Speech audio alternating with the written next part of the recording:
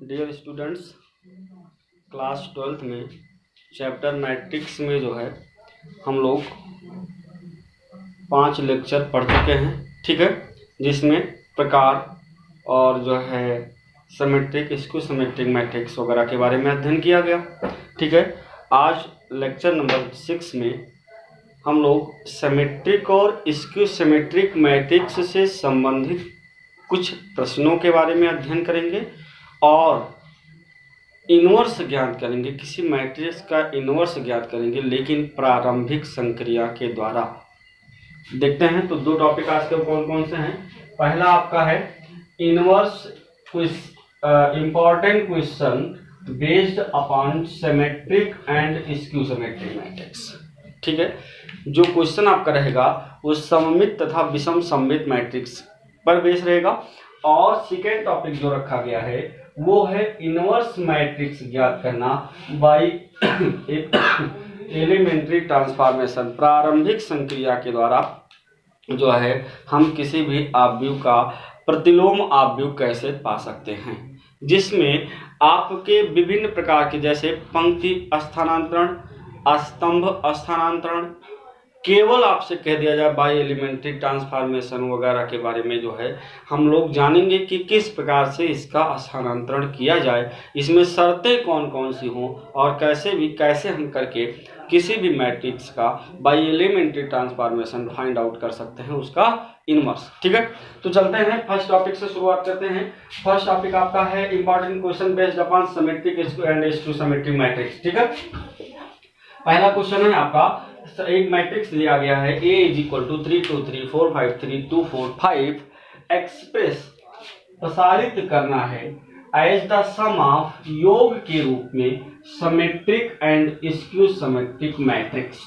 यानी जो है इस दिए गए मैट्रिक्स को सिमेट्रिक और स्क्यू सिमेट्रिक मैट्रिक्स के योग के रूप में आपको लिखना है और आपको बाकायदे प्रूव भी कराया गया है। क्या आपने प्रूव किया है? आपने प्रूव भी कर चुके हैं कि जो है किसी भी मैट्रिक्स को हम उसके सिमेट्रिक और स्क्यू सिमेट्रिक मैट्रिक्स के योग के रूप में कैसे लिख सकते हैं। ठीक है, क्या होता है जो है matrix A = half A plus A dash और plus half A minus A dash, जहां A डैश क्या होता है वो ट्रांसपोज ऑफ A होता है। ठीक है, देखते हैं तो आप कहेंगे since A matrix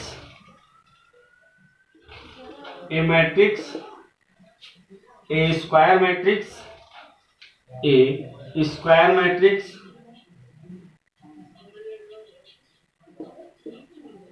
can be expressed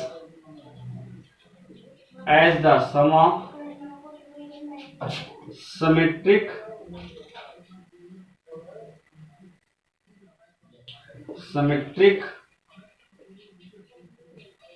and skew symmetric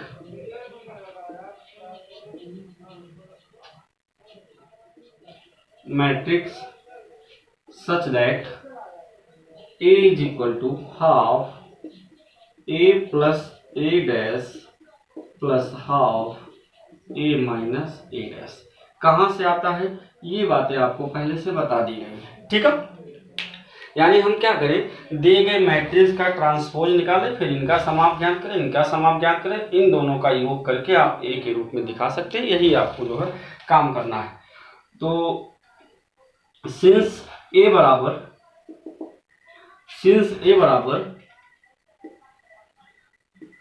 3 2 3 4 5 3 2 4 5 ये दिया गया, इसलिए A डैश जो होता है आपको ट्रांसपोज बताया गया है। ट्रांसपोज कैसे बताया गया कि किसी भी मैट्रिक्स का हम उनके पंक्ति को स्तंभ बना दें और स्तंभ को पंक्ति बना दें, तो जो प्राप्त मैट्रिक्स होगा वो दिए गए मैट्रिक्स का ट्रांसपोज मैट्रिक्स कहलाता है। ठीक है, इसका मतलब ये हो जाएगा 3 2 3 4 5 3 2 4 5, ये इसका क्या हो गया ट्रांसपोज, जिसको हम A डैश अथवा A पावर T के रूप में डिनोट करते हैं। इसलिए half A plus A dash is equal to half A plus A dash is equal to half 3 2 3 4 5 3 2 4 5 plus 3 4 2 2 5 4 3 3 5। ठीक है। अब आपको पता है कि दो मैट्रिक्स तभी जोड़े जाएंगे जब उनके आर्डर समान हो। तो दिया गया मैट्रिक्स आप देखें, वो भी 3x3 है और उसका जो है ट्रांसपोज वो भी 3x3 है। तो हम उनके संगत एलिमेंट का ऐड करते हैं। तो 3 A11 से जुड़ेगा 9 होगा, A12 से जुड़ेगा 4 2 6 हो जाएगा, A13 से जुड़ेगा 5 हो जाएगा। ठीक है। और जो है A21 से ऐड होगा, A22 से ऐड होगा, A23 से ऐड होगा, A31 से ऐड होगा, A32 से ऐड होगा और A33 से ऐड होगा। और इस प्रकार से आपका आया क्या, हाफ A प्लस A'। ठीक है। आप इसी को अगर हाफ को अंदर भेजें तो 9/2 3 5/2 3 5 7/2 5/2 7/2 और 5 हो जाएगा। ठीक है। इसी प्रकार आपको क्या क्या करना है, half A minus A dash. तो आपको पता है, आपको अभी जो है यहाँ जो A प्लस A डैश में ये टॉपिक मिला, तो हम लोग यहाँ डायरेक्ट क्या कर देते हैं माइनस, क्योंकि ट्रांसपोज वही होगा। इसका मतलब ये हो जाएगा 3 2 3 4 5 3 2 4, क्या हो जाएगा 2 4 5 माइनस 3 4 2 3 4 2 2 5 4 3 3 5। अब की बार आपको क्या करना है, सब्ट्रैक्ट करना है।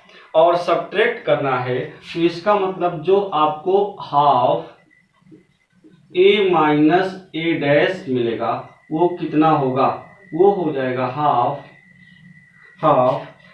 संगत एलिमेंट को आप यहाँ सब्ट्रैक्ट करेंगे क्योंकि संगत एलिमेंट को आपने ऐड किया है। तो 3 - 3 यानी ये हो जाएगा 0, 2 - 4 यानी हो जाएगा -2, 3 - 2 यानी क्या होगा 1, 4 - 2 यानी 2, 5 - 5 अर्थात 0, 3 - 4 अर्थात -1, 2 - 3 अर्थात -1, 4 - 3 अर्थात 1, 5 - 5 अर्थात 0। ये आपका हो गया क्या, half A minus A dash.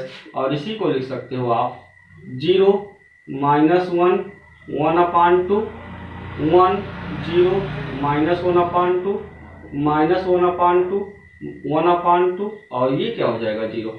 अच्छा, आप जरा पहचान करें कि स्क्यू सिमेट्रिक की पहचान क्या बताई गई थी। स्क्यू सिमेट्रिक की सबसे बड़ी पहचान ये होती है, आपको बताई गई है कि उनके जो मेन डायगोनल एलिमेंट है वो क्या होंगे, 0 होंगे। आप देखें मेन डायगोनल एलिमेंट क्या है, 0 हैं। और ये आप पहले से कह रहे हैं कि स्क्यू सिमेट्रिक है। इसका मतलब from equation number first A is equal to half A plus A dash minus half A minus A dash. तो यहां से क्या होगा, half A plus A dash का मान कितना आया है, half A plus A dash का मान कितना आया 9/2, 3 5/2 3 5 7/2 5/2 7/2। ठीक है। और 5 होगा और यहाँ प्लस हो जाएगा half A minus A dash 0 -1 1/2 1 0 -1/2 -1/2 1/2 और 0 हो जाएगा।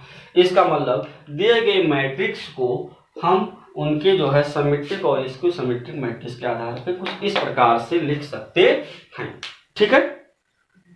कुछ हम इस प्रकार से उनको क्या कर सकते हैं, लिख सकते हैं, सिमेट्रिक और स्क्यू सिमेट्रिक मैट्रिक्स के रूप में लिखा जा सकता है। इतनी चीजें आप कर सकते हो किसी सिमेट्रिक और स्क्यू सिमेट्रिक मैट्रिक्स में। ठीक है, एक थोड़ा सा मिस्टेक हुआ है एक ऐड करने में। देखें 3 कितना होगा 6 होगा, 3 कितना होगा 6 होगा, इसको सही आप कर लें। 3 क्या होगा 6 होगा, 2 4 6 होगा, 3 2 5 होगा, 4 2 6 होगा, 5 5 10 होगा, 3 4 7 होगा, 2 3 5 होगा, 4 3 7 होगा, 5 5 10 होगा। इसका मतलब यहाँ क्या आएगा, यहाँ आएगा 3, क्या आएगा 3 आएगा। ठीक है, अगर ये 3 आता है तो यहाँ भी क्या होना चाहिए 3 होना चाहिए।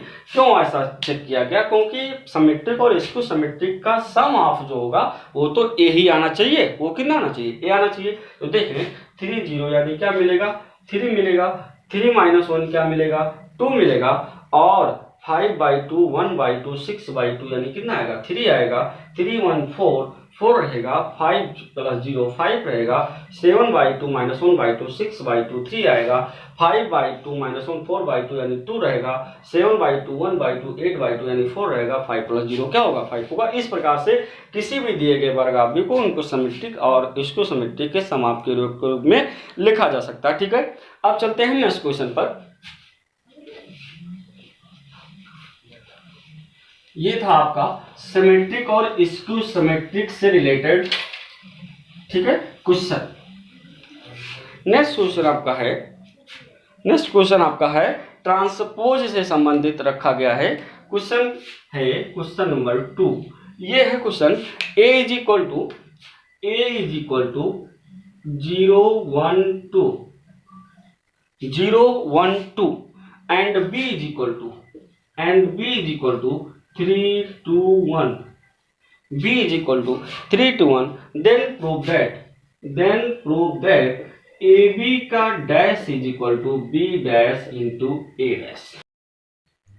तो क्वेश्चन नंबर आपका 2 है, a दिया गया है b दिया गया है, आपको जो है करना क्या है कमेंट बॉक्स में आपको a का ऑर्डर और b का ऑर्डर करके दिखाना है। ठीक है, बताना है कि कितने ऑर्डर का मैट्रिक्स a है और b कितने ऑर्डर का है। a डॉट b आपको ज्ञात करना है। a डॉट b का मतलब हो गया 0 1 2 और उसके बाद ये हो गया 3 2 1। देखिए आप ऑर्डर अगर बताते हैं और ऑर्डर के बारे में समझ चाहते हैं तभी आपको क्लियर हो जाएगा कि मैट्रिक्स का मल्टीप्लिकेशन होगा कि नहीं होगा। तो हम गुणा करते हैं, बाकी आपको ऑर्डर बताना है और मल्टीप्लाई होगा कि नहीं होगा ये भी आपको जो है कमेंट बॉक्स में बताना पड़ेगा कि इसका ऑर्डर क्या है और इसका मल्टीप्लिकेशन होगा कि नहीं होगा। क्या हम गुणा करते हैं 0 का 3 से 0, 0 का 2 से 0, 0 का 1 से 0। ठीक है, बारी बारी से हो जाएगा। 1 का 3 से 3, 1 का 2 से 2, 1 का 1 से 1, 2 का 3 से 6, 2 का 2 से 4, 2 का 1 से 2, यानी ये आया a डॉट b। आपको चाहिए क्या a डॉट b का इनवर्स, क्या चाहिए आपको a डॉट b का इनवर्स, इसका मतलब इसका ट्रांसपोज। तो 0 0 0 3 2 1 6 4 2। आप ऐसा नहीं सोचेंगे कि एक पंक्ति या एक स्तंभ में 0 है तो उसका मान पूरा का 0 होगा। ये सारणिक में प्रॉपर्टी है, यहाँ पे आपको ऐसी कोई प्रॉपर्टी नहीं मिली हुई है। ठीक है, अब चलते हैं क्या करते हैं a डैश, a दिया गया है, a डैश क्या होगा 0 1 2, b डैश क्या होगा 3 2 1। ठीक है, इसका मतलब b dash dot a dash कितना होगा 3 2 1 0 1 2। ठीक है, इसका मल्टीप्लाई कराते हैं। 3 का 0 में 0, 3 का 1 में 3, 3 का 2 में 6, 2 का 0 में 0, 2 का 1 से 2, 2 का 2 से 4, 1 का 0 से 0, 1 का 1 से 1, 1 का 2 से 2। ये क्या आया, ये आया b dash dot a dash. Equation number 2। Equation number 1 from equation first and second आपको मिलेगा क्या, आपको मिलेगा a डॉट b का whole dash, a dot b का whole dash is equal to b dash dot a dash. Check कर सकते हैं इस प्रकार से आपको जो है ये सममित और विषम सममित यानी कि जो है ट्रांसपोज से संबंधित प्रश्न रखे गए हैं। ठीक है, आपको कमेंट बॉक्स में अवश्य बताना है क्या ये गुणा सही है, इनका ए का ऑर्डर, बी का अगर मल्टीप्लिकेशन सही है कि नहीं है। इस प्रकार से आपको जो है कमेंट बॉक्स में अपनी राय जरूर देनी है। अब चलते हैं नेक्स्ट क्वेश्चन पर। चलिए नेक्स्ट जो है क्वेश्चन आपके सामने है, prove that A is equal to 1 -1 5 -1 2 1 5 1 3 is a symmetric matrix. Is a symmetric matrix यानी इसको जो है सिद्ध करना है कि ये क्या है, सिमेट्रिक मैट्रिक्स है, दैट मीन्स सममित आव्यूह है। और दूसरा आपका है a is equal to 0 1 -1 -1 0 -1 1 -1 0 is a skew symmetric matrix, यानी इसको चेक करना है कि विषम सममिताव्यूह है। इस दोनों क्वेश्चन को एक साथ लिखने का तात्पर्य है कि छोटा सा क्वेश्चन है, आपको चेक करके बताना है, आप इसको चेक करके समझ के बताएंगे कि क्या है स्क्यू सिमेट्रिक मैट्रिक्स है दूसरा, और पहला क्या इसका जो है ये सिमेट्रिक मैट्रिक्स है। यानी कि जो है सिमेट्रिक स्क्यू सिमेट्रिक से संबंधित आपके पास 3 क्वेश्चन हुए, तीनों में 3 जो है कार्य आपको मिले। पहले में क्या करना है, पहले में आपको जो करना है यानी कि इस सेशन के दूसरे क्वेश्चन में आपको बताना है क्या मैट्रिक्स ए और बी के ऑर्डर और उनका multiplies A dot be possible है या नहीं, ठीक है। और यहाँ बताना है कि ये एक सिमेट्रिक है या नहीं और दूसरा स्क्यू सिमेट्रिक है कि नहीं। इन प्रश्नों के यानी क्वेश्चन नंबर 2, 3, 4 में आपको अपना जवाब कमेंट बॉक्स में अवश्य रूप से देना है। अब चलते हैं आज के दूसरे टॉपिक पे, inverse matrix by elementary transformation. Most important topic है, इससे संबंधित एक लॉन्ग क्वेश्चन आपके बोर्ड एग्जाम में अवश्य आता है। इस टॉपिक को समझने का प्रयास करेंगे तभी आपसे क्लियर हो पाएगा, ठीक है। तो देखिए इसमें क्या है, एलिमेंट्री ट्रांसफॉर्मेशन हम प्रारंभिक संक्रिया बोल सकते हैं। ऑपरेशन यहाँ पे जो है कहीं कहीं ट्रांसफॉर्मेशन ना देके ऑपरेशन कहा जाता है, यानी प्रारंभिक संक्रिया कहा जाता है। तो इसमें भी 2 प्रकार होता है। प्रारंभिक संक्रिया 2 प्रकार से क्यों संभव है, क्योंकि आपका मैट्रिक्स 2 टाइप्स के जो है नाम से आता है, पंक्ति और स्तंभ। पंक्ति और स्तंभ यानी यही ऑपरेशन, यही संक्रिया 2 भागों में संभव है। आपसे कहा जा सकता है दिए गए वर्ग आव्यूह का पंक्ति स्थानांतरण द्वारा जो है प्रतिलोम आव्यूह ज्ञात कीजिए। दिए गए वर्ग आव्यूह का स्तंभ स्थानांतरण के द्वारा, स्तंभ संक्रिया के द्वारा प्रतिलोम आव्यूह ज्ञात कीजिए, ठीक है। अब ये बात फंसती है कि अगर कुछ ना कहा जाए, केवल कहा जाए कि दिए गए आव्यूह का प्रारंभिक संक्रिया के द्वारा प्रतिलोम आव्यूह ज्ञात कीजिए, तब क्या किया जाए। तो ऐसे सामान्य परिस्थितियों में जब कुछ स्पष्ट ना हो तो आपको by rows transformation, that means पंक्ति स्थानांतरण लगाना उचित होता है, ठीक है। अगर कोई चर्चा ना की जाए तब आपको पंक्ति स्थानांतरण लगाना उचित होना चाहिए और उचित होता भी है। तो आप, और अगर स्पष्ट कहता है कि स्तंभ संक्रिया द्वारा, तब तो आप स्तंभ के रूप में चर्चा करेंगे। तो इस दूसरे टॉपिक से संबंधित प्रश्नों की तरफ बढ़ते हैं और प्रश्नों की श्रृंखला में जो भी क्वेश्चन रखे गए हैं वो इम्पॉर्टेंट है, आप उसको बार बार देखिएगा। कई बार जब आप देखेंगे वीडियोस को, ऐसा नहीं कि अगर ये क्लास वाइज जो होता है, क्लास में जब आप पढ़ते हैं तो थोड़ा सा स्पष्ट करने के तरीकों पे टाइम दिया जा सकता है, लेकिन वीडियोज है, वीडियो काफ़ी लंबा भी ना हो और आपको समझ भी आए, इसलिए आपको दिए गए वीडियोस को कई बार देखना पड़ेगा, तब आप स्थानांतरण की प्रक्रिया को समझ पाएंगे, ठीक है। टॉपिक भी इम्पॉर्टेंट है। तो इसमें पहला क्वेश्चन रखा गया है, छोटा सा क्वेश्चन है, आसान सा क्वेश्चन है। दिया गया है matrix A is equal to 1 2 1 2 2 -1 1 2 2 -1, ठीक है। कहा जा रहा है inverse, find A inverse by elementary transformation, ठीक है। अब प्रारंभिक संक्रिया के द्वारा इनका इनवर्स ज्ञात करना है। अभी आप वो फार्मूला ए इनवर्स का नहीं लगा सकते हो, adjoint A upon determinant of A. क्यों? क्योंकि अभी हम लोग आप जो है सारणिक डिटर्मिनेंट नहीं पढ़ चुके हैं, ठीक है। तो यहाँ पे आपको ये जो है प्रारंभिक संक्रियाओं के द्वारा पढ़ना है। फिर इसके अगले टॉपिक पे, अगले लेक्चर में हम लोग पढ़ेंगे सारणिक के बारे में, और सारणिक को पढ़ते हुए फिर जो है आगे के 2-3 लेक्चर के बाद हम लोग वर्ग आव्यूह के सारणिक को पढ़ेंगे, उसमें उप सारणिक ज्ञात करना जो है और एडजॉइंट निकालना और उसके बाद तब फिर हम वहाँ ए इनवर्स दोबारा पढ़ेंगे और वो A inverse adjoint A upon determinant of A के रूप में बाकायदे प्रूफ करके आगे बढ़ेंगे। ठीक है, यहाँ आपको स्थानांतरण प्रक्रिया के द्वारा पढ़ना है। अब ये बात आती है स्थानांतरण कैसे होता है, तो आइए प्रश्न के माध्यम से इसको समझा जाए। यहाँ देखिए बाई एलिमेंट ने केवल आपसे कह दिया है कि उसको जो स्थानांतरण प्रक्रिया के द्वारा आप इसका ए इनवर्स ज्ञात करें। यहाँ पे आपको ना कोई रो के द्वारा कहा गया है और ना किसी कॉलम के द्वारा कहा गया है, तो आपका लगाना उचित क्या है, ट्रांसफॉर्मेशन उचित किसके सापेक्ष करना, वो रो के सापेक्ष है। ठीक है, तो आइए हम लोग रो के सापेक्ष करते हैं, लेकिन आता कैसे देखिए, कैसे इसकी शुरुआत करते हैं। आपको पता है A dot A inverse is equal to I होगा, A dot A inverse is equal to क्या होगा, आई होगा। आई क्या है, आइडेंटिटी मैट्रिक्स है जो कि दिए गए वर्ग आव्यूह के हिसाब से अपना क्रम बदलता रहता है। यहाँ 2 क्रॉस 2 का मैट्रिक्स यानी आइडेंटिटी मैट्रिक्स भी 2 क्रॉस 2 का होगा, जिसके मेन डायगोनल एलिमेंट 1 होंगे, बाकी सब क्या होंगे, 0 होंगे। अगर ए 3 क्रॉस 3 का होता है तो फिर आपका आइडेंटिटी मैट्रिक्स 3 क्रॉस 3 का हो जाएगा, जिसमें से मेन डायगोनल एलिमेंट 1 होंगे, बाकी एलिमेंट क्या होंगे, 0 होंगे। ठीक है, तो करना क्या है,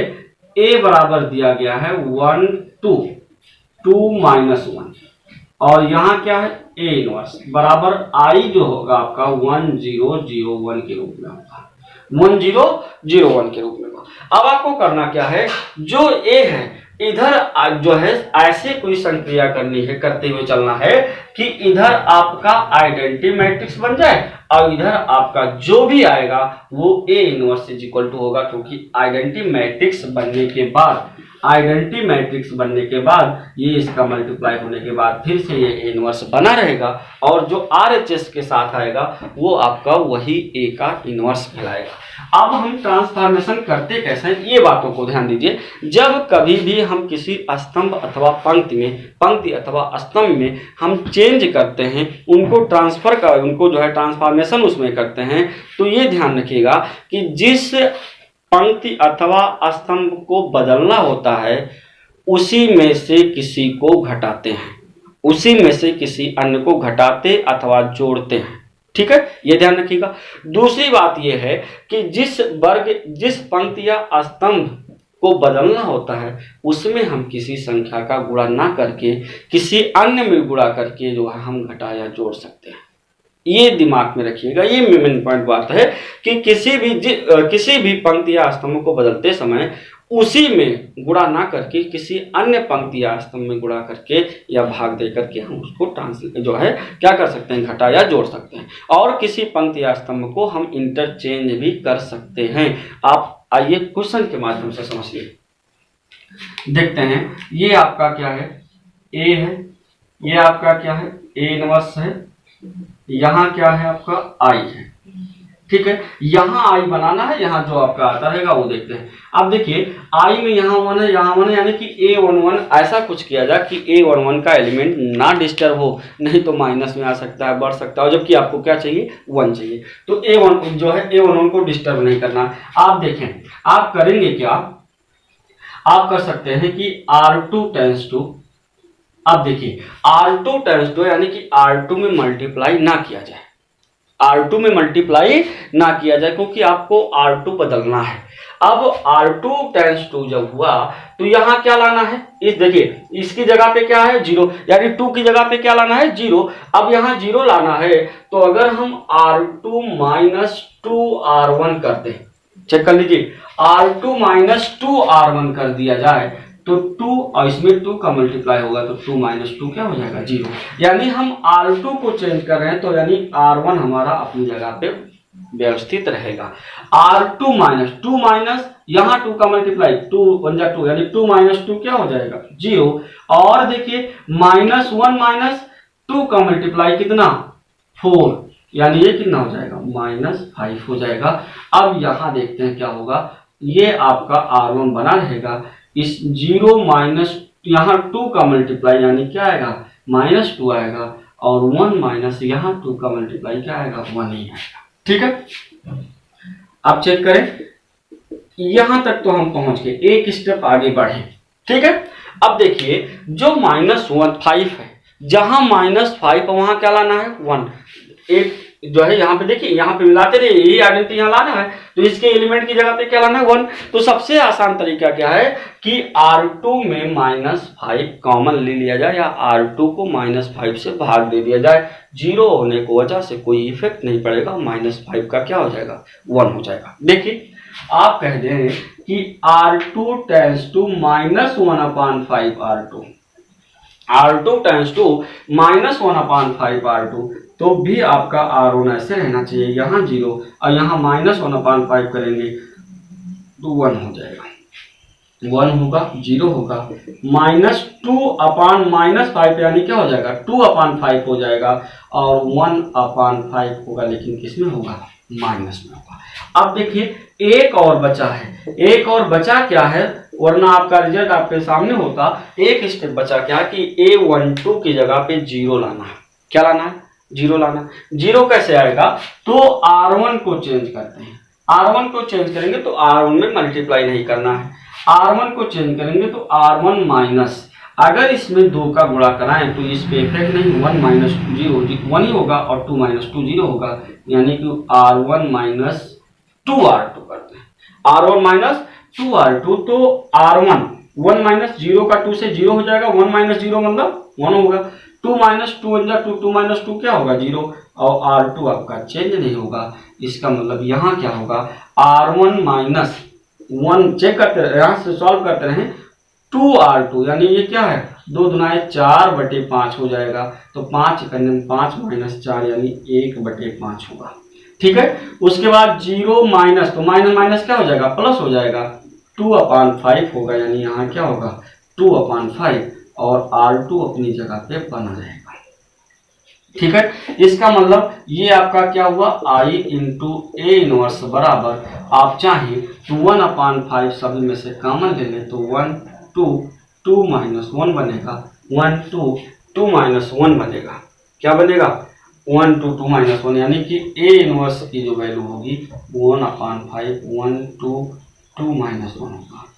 ठीक है, ये आपका रहा A इनवर्स का मान, ये आपका क्या रहा A इनवर्स का मान आपका आया 1 2 2 - 1 और ये 1/5। ठीक है, इस प्रकार से हम स्थानांतरण प्रक्रिया के द्वारा प्रश्नों को सॉल्व कर सकते हैं। इसी क्रम में और आपके सामने क्वेश्चन रखा गया है, चलिए क्वेश्चन नंबर 2 की चर्चा करते हैं।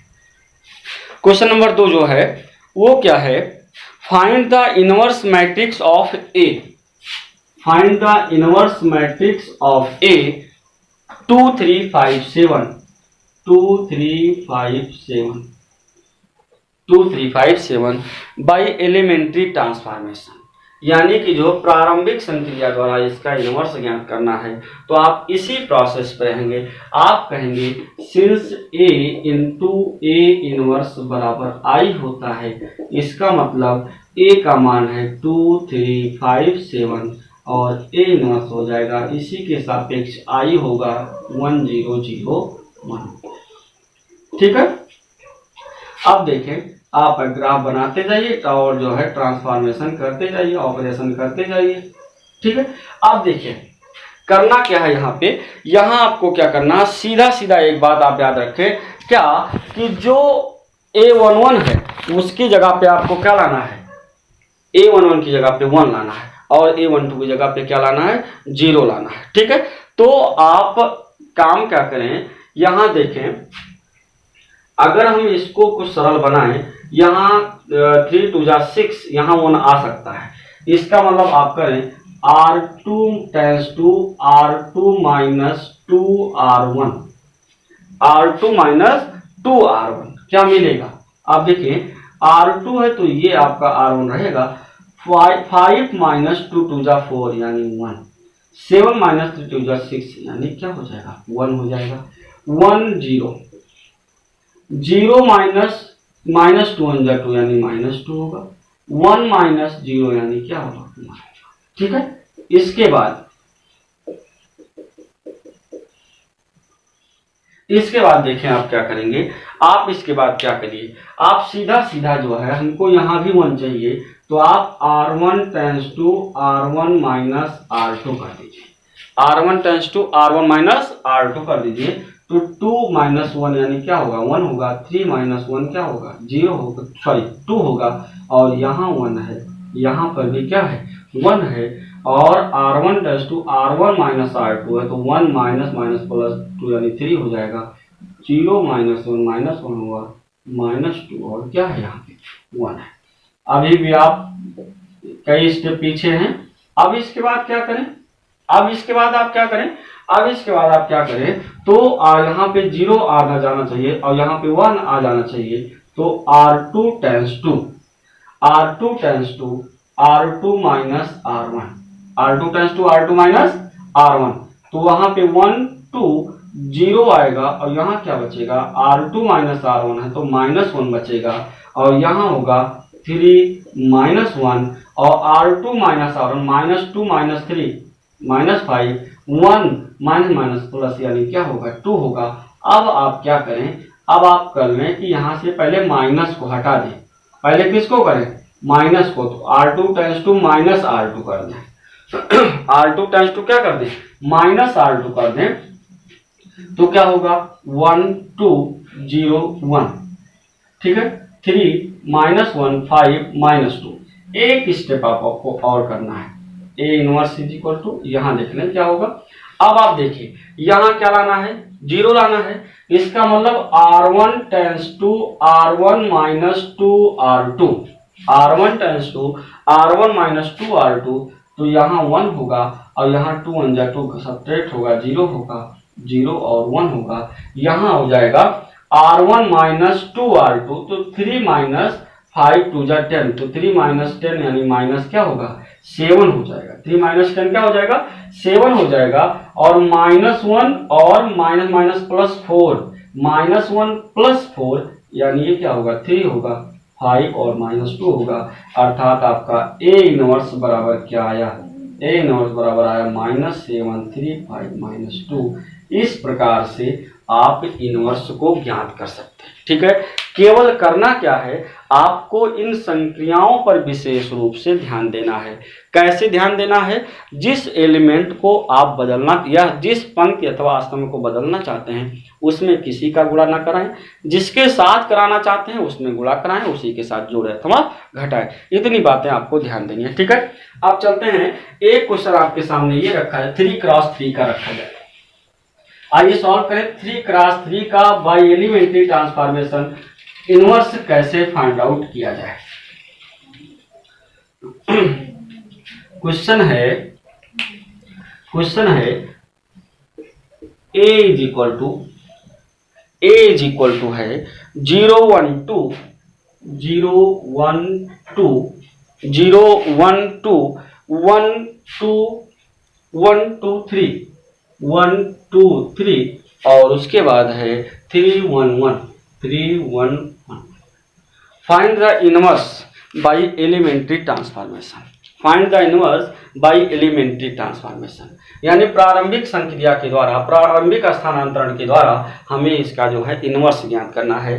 काम वही है कि आप कहेंगे since A inverse is equal to क्या होता है I होता है, इसलिए A का मान अब की बार आपका 3 क्रॉस 3 हो गया, क्या हो गया 3 क्रॉस 3। इसका मतलब जो आपका आइडेंटिटी मैट्रिक्स होगा वो भी कितने का होगा 3 क्रॉस 3 का हो जाएगा, जिसका मुख्य डायगोनल एलिमेंट 1 होंगे, बाकी सब क्या होंगे 0 होंगे। अब देखिए यहां से आप थोड़ा सा ध्यान दीजिएगा, 3 क्रॉस 3 मैट्रिक्स है,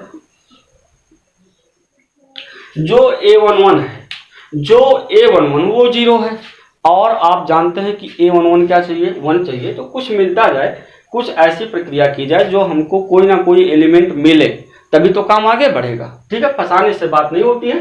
तो आप जो है यहाँ पे 1 चाहिए, पंक्ति स्थानांतरण करना है, तो इस 1 को यहाँ लेके जाइए। इसका मतलब आप देखें कोई भी ऑपरेशन यहाँ पे आप दूसरी तरीके से भी कर सकते हैं। संक्रिया आपको करनी है, हमको करनी है, कोई स्टूडेंट किसी भी तरीके से कर सकता है, बशर्ते ये है कि तरीका सही होना चाहिए, ठीक है। अब देखें आप R2 जो है R2 टेंस टू R1 कर दीजिए, ऐसे R2 और R1 को इंटरचेंज कर दीजिए, तो क्या होगा 1 2 3 0 1 2 3 1 1, ठीक है, 0 1 0 1 0 0 0 0 1। इस प्रकार से आपका जो है R2 इंटरचेंज बाई R1 हो गया, ठीक है।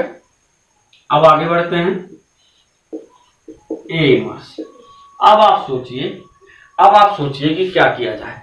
एक काम तो बना, क्या बना कि जो आपका A11 है वो भी 1 आ गया, और जो A21 है वो भी आपका क्या आ गया, वो भी आपका 0 आ गया, ठीक है। अब इसके बाद आप क्या करें, इसके बाद आप इसको कैसे आगे बढ़ाएं, ये समझने वाली बात होती है। तो यहां देखें, अगर आप यहां क्या लाना है, 1 लाना है, यहां क्या लाना है, 1 लाना है, और ये भी 0 आपका है, तो हम करते क्या हैं, हम R1 को चेंज करते हैं। किसको चेंज करते हैं, R1 को, और R1 को चेंज कर दें, R1 माइनस 2R2 कर दें, तो फायदा क्या मिलेगा, ये 1 रहेगा, 2 का मल्टीप्लाई करने के बाद ये भी 0 हो जाएगा, और 4 यहाँ क्या बचेगा, -1 बच जाएगा। एक एलिमेंट बनाया जा सकता है, R1 tends to R1 minus 2R2। अगर ऐसा आप करते हैं तो देखिए 0 में मल्टीप्लाई वही होगा, यानी 1 आएगा, 2 1 जा 2 हो जाएगा, सब्ट्रैक्ट होगा 0 होगा, 4 होगा, और 3 में से 4 सब्ट्रैक्ट होगा, क्या होगा, -1 बचेगा। क्या बचेगा, -1 बचेगा, और यहाँ 0 1 2 3 1 1, कुछ ऐसा आप कर सकते हो, ठीक है। यहाँ देखते हैं R1 tends to R1 minus 0 -2 का गुणा, तो -2 होगा, यहाँ आपका क्या होगा, 1 ही होगा, और यहाँ आपका 0 होगा, 1 0 0 0 0 1। इस प्रकार से आपका एक स्टेप आगे बढ़ा गया। नेक्स्ट आप सोचिए क्या किया जाए, नेक्स्ट क्या किया जाए। अब आप देखें 1 हो गया, 2 एलिमेंट तो आपके मिले, वो 0 0 हो गए, ठीक है। अब वो 0 0 हुए, लेकिन आप सोचे कि अगर हम R3 को चेंज करें, किसको चेंज करें, R3 को, तो R3 को अगर आप चेंज कर देंगे तो आपका क्या होगा, R3 को चेंज अगर किया जाए किसके साथ, R3 को चेंज किया जाए R1 के साथ, तो 3 - 1 2 होगा, मल्टीप्लाई अगर वहां 0 का होगा तो वो क्या हो जाएगा, 0 हो जाएगा, ठीक है। तो एक काम करें, यहाँ क्या लाना है, 0 लाना है, ठीक है। यहाँ क्या है, 1, इस 1 को ना चेंज किया जाए, यहाँ जो है आप 0 ला सकते हैं। तो R3 को चेंज करते हैं, R3 को चेंज करते हैं, R3 minus 3R1, R3 minus क्या कर दिया जाए, 3R1 कर दिया जाए, ठीक है। तो अगर आप R3 माइनस 3R1 करते हैं तो यहाँ से क्या होगा, 0 हो जाएगा, यानी 1 0 -1 0 1 2, यहाँ पे 3 का गुणा करना है, तो 3 में से 3 आप सब्ट्रैक्ट करेंगे, 0 होगा। यहाँ भी 3 का मल्टीप्लाई करना है, 1 में से तो क्या बचेगा, 1 ही होगा। यहाँ भी 3 का मल्टीप्लाई करेंगे तो क्या होगा, -3 होगा, और 1 -3 यानी माइनस प्लस, यानी यहाँ क्या हो जाएगा, 4 हो जाएगा। यहाँ -2 1 0 1 0 0, अब 0 माइनस प्लस 3 2 जा 6, 0 -3, ठीक है, 1 माइनस, यानी यहाँ क्या होगा, 1। आगे बढ़ते हैं, थोड़ा सा आपको समझना पड़ेगा ये एलिमेंट्री ट्रांसफॉर्मेशन की प्रक्रिया, ठीक है। अब ये आपका आया, यहाँ देखिए ये दोनों एलिमेंट बन गए, ये भी दोनों एलिमेंट बन गया, ठीक है। अब आप करें क्या, अगर आप इनमें दोनों में ट्रांसफर करते हैं तो ये 0 हो जाएगा, ये 0 हो जाएगा, और 4 - 2 होना चाहिए। इसका मतलब आप ऐसा करें, R3 को चेंज करते हैं, R3 minus R2, R3 minus R2, तो क्या मिलेगा, देखिए 1 0 -1 0 1 2, 0 1 2 क्या, 0 1 2 हो गया, 0 - 0 0, 1 - 1 0, 4 - 2 2 हो गया, 4 - 2 क्या हो गया, 2 हो गया, -2 है, 1 है, 0 है, ठीक है, 1 है 0 है 0 है, 6 - 1 5 है, -3 - 0 -3 है, 1 - 0 क्या हो जाएगा, 1 हो जाएगा।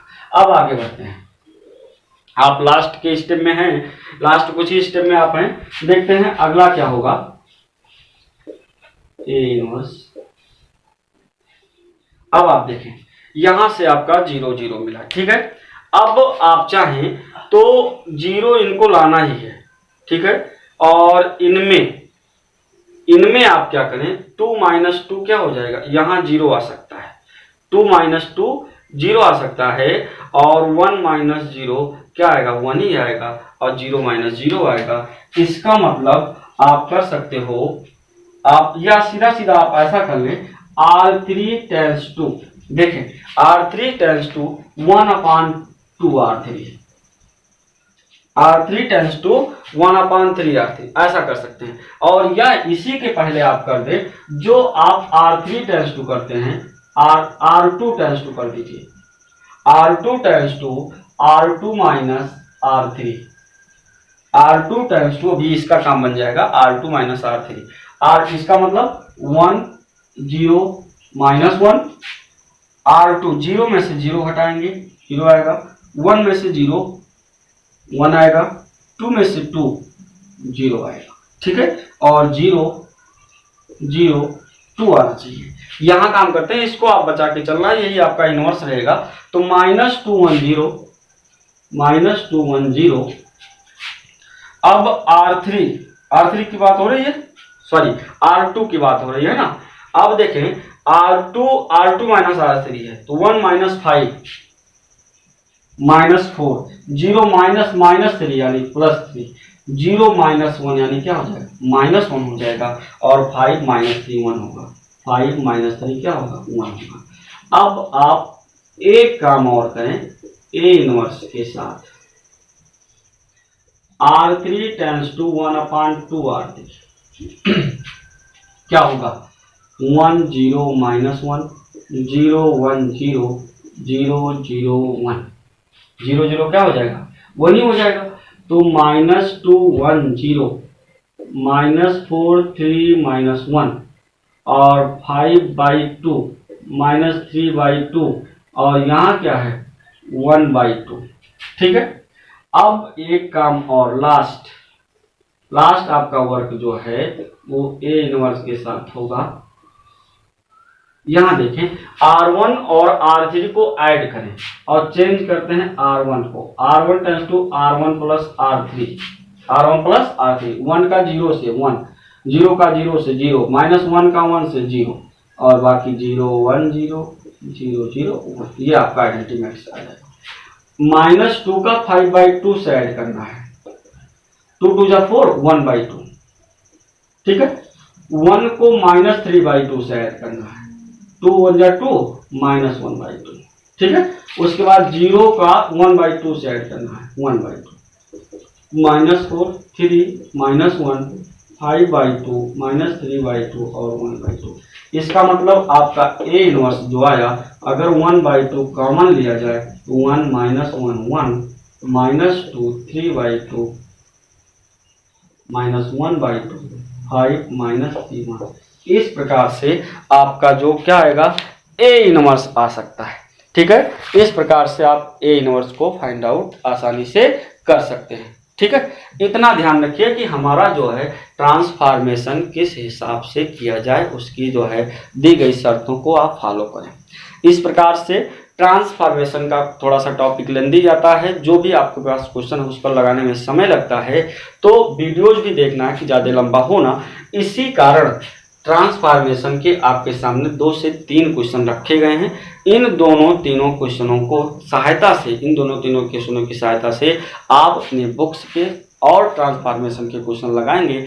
अगर किसी भी ट्रांसफॉर्मेशन के क्वेश्चन में कोई प्रॉब्लम होती है या इस स्टेप को दोबारा समझने की आवश्यकता होती है, तो आप अपनी राय कमेंट बॉक्स में अवश्य देंगे। उसी हिसाब से इस स्टेप पर निष्कर्ष लिया जाएगा कि आगे इसको बढ़ाना है या किसी अन्य नए टॉपिक के साथ फिर से आना है। वो चीज़ें आपके जो है डिसीजन के ऊपर, आपके जो है राय के ऊपर डिपेंड करेंगी। बशर्ते करना क्या है, आप वीडियोज़ को समझिए, 1 बार 2 बार समझेंगे तो आसानी से, विश्वास है कि आसानी से वीडियोज़ आपका लगता चला जाएगा। बस इस सेशन में आज के लिए इतना ही।